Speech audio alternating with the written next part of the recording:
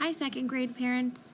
Just wanted to let you know that tomorrow progress reports will be coming home. The top sheet will be bright orange, and it is our first trimester progress report.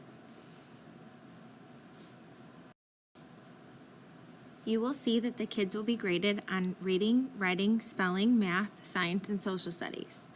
Under each of those categories, I tried to list the basic things we've been covering so far over the last 5 weeks of school. Down below are our learning behaviors. These are similar to the ones that you will see on the report card. Students are assessed on being self-directed learners, collaborative contributors, critical problem solvers, respectful communicators, and good technology users. Remember, they will receive a 4, 3, 2, or 1 on their progress reports, and you can see the key down below. Also attached to progress reports will be 2 different rubrics.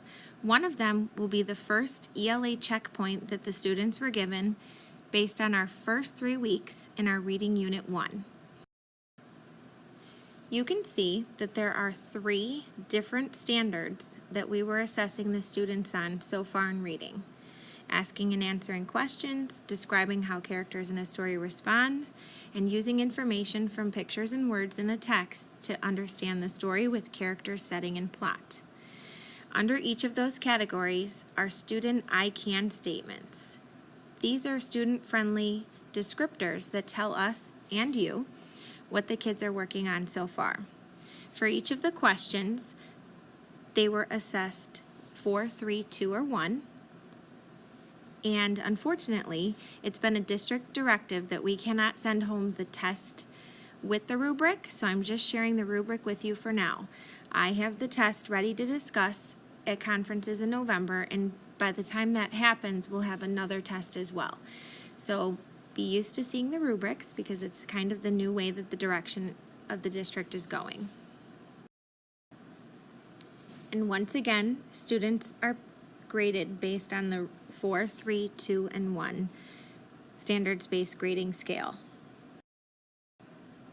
And if I had to guess, I'm thinking that you're thinking, what's the total on this test? What percentage did they get?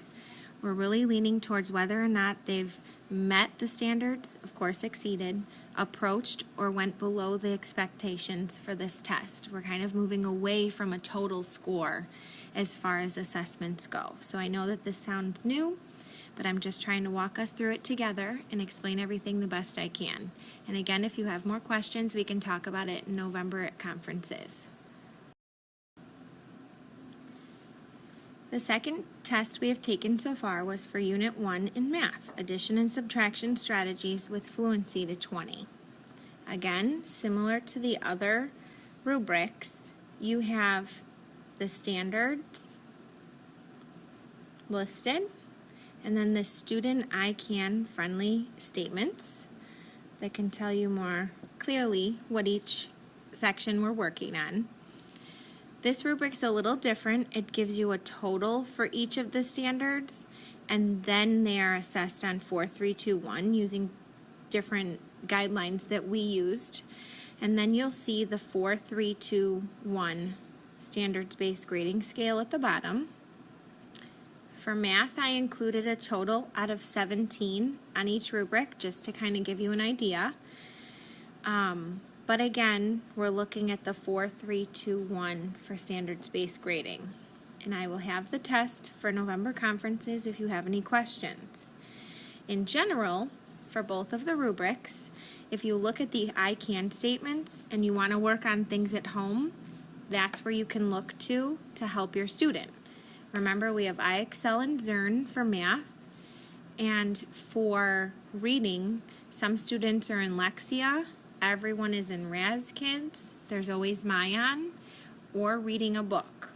And you can look to the I can statements on the reading rubric and be asking your student those types of questions when they read. So I hope all of this helps to make sense, and if not, you can always ask me questions. Thanks.